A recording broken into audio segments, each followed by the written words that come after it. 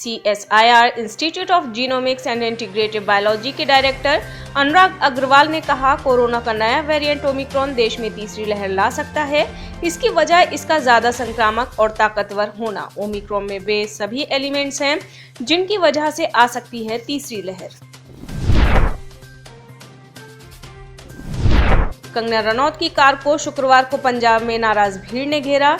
भीड़ कंगना के किसानों को खालिस्तानी आतंकी कहने और सिख विरोधी बयानों से नाराज थी। पहले ये घेराव चंडीगढ़ ऊना नेशनल हाईवे पर कीरतपुर साहिब में किया गया। भीड़ के गुस्से को देखकर कंगना गाड़ी से बाहर निकली और मांगी माफी। कोरोना वायरस के नए वेरिएंट ओमिक्रॉन का साया कैटरीना कैफ और विकी कौशल की शादी पर भी मंडराने लगा है। भारत में इस नए वेरिएंट के केस मिलने के बाद शादी में आने वाले मेहमानों पर भी सख्ती बरती जाएगी। शादी में आने वाले सभी गेस्ट का डबल वैक्सीनेट होना जरूरी है। साथ ही मेहमानों को RT-PCR टेस्ट की 24 घंटे पुरानी रिपोर्ट दिखानी होगी। इसकी मॉनिटरिंग स्वास्थ्य विभाग की टीम करेगी। विक कैट की शादी में करीब 120 मेहमानों के शामिल होने की संभावना। जयपुर में 12 दिसंबर को होने वाली कांग्रेस रैली की तैयारी बैठक के 2 दिन बाद पूर्व मंत्री बृजकिशोर शर्मा कोरोना पॉजिटिव पाए गए।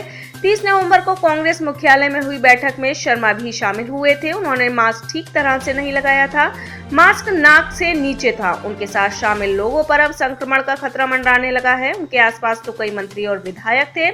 बैठक से पहले भारी भीड़ के बीच बृजकिशोर कई नेताओं से मिले थे।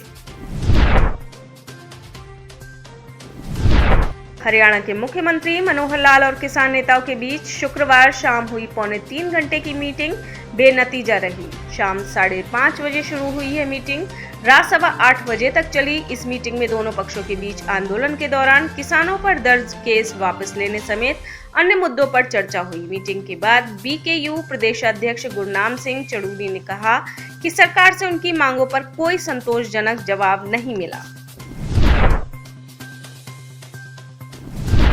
हरियाणा के कैथल जिले के गांव गढ़ी निवासी जननायक जनता पार्टी नेता संदीप को महिला असिस्टेंट सब इंस्पेक्टर से दुष्कर्म करने के आरोप में CIA2 पुलिस ने मुंबई से किया गिरफ्तार।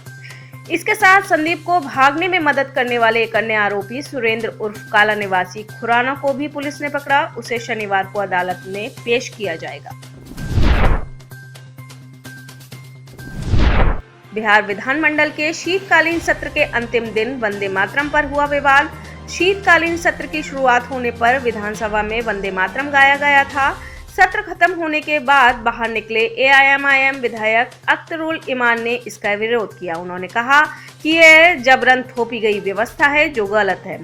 इस पर बीजेपी विधायक संजय कुमार सिंह ने कहा कि जिन्हें राष्ट्रगीत से आपत्ति है वह दूसरे देश चले जाएं।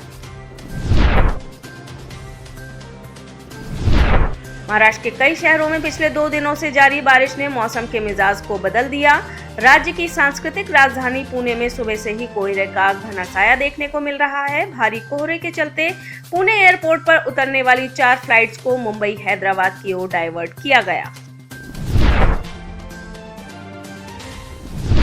कोरोना का ओमिक्रॉन वेरिएंट मैक्सिको पहुंचा। अब नया वेरिएंट 35 देशों को अपने कब्जे में ले चुका। मैक्सिको के हेल्थ डिपार्टमेंट ने बताया कि जो मरीज नए वेरिएंट से संक्रमित हुआ है उसमें हल्के लक्षण पाए गए हैं।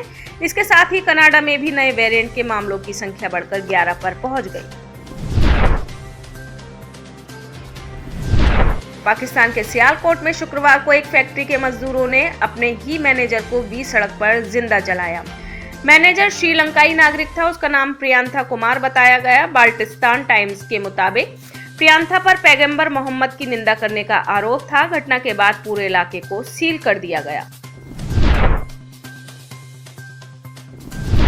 कोरोना के नए वेरिएंट ओमिक्रॉन का ग्रीस में भी पता चला। नेशनल पब्लिक हेल्थ ऑर्गेनाइजेशन के हेड थियोक्लिस जोटिस ने एक ब्रीफिंग में कहा कि वह ग्रीस का ही रहने वाला है और दक्षिण अफ्रीका से 26 नवंबर को देश लौटा था। एयरपोर्ट पर उसका एक्सप्रेस टेस्ट किया गया था, तब उसकी रिपोर्ट नेगेटिव आई थी। तीसरी रिपोर्ट में हुई ओमिक्रॉन की पुष्टि। कोरोना के नए वेरिएंट ओमिक्रॉन को लेकर एक इजरायली डॉक्टर ने कुछ अलग दावा किया। पेशे से कार्डियोलॉजिस्ट डॉक्टर एलार्ड माउर खुद ओमिक्रॉन से संक्रमित होने वाले शुरुआती लोगों में से एक थे। माउर का कहना है कि दक्षिण अफ्रीका में नए वेरिएंट का केस सामने आने से पहले ही वे लंदन में संक्रमित हो चुके थे। आप इस खबर के बारे में क्या सोचते हैं, हमें कमेंट सेक्शन में बताएं। साथ ही ब्रह्मास्त्र न्यूज को सब्सक्राइब और शेयर भी जरूर करें।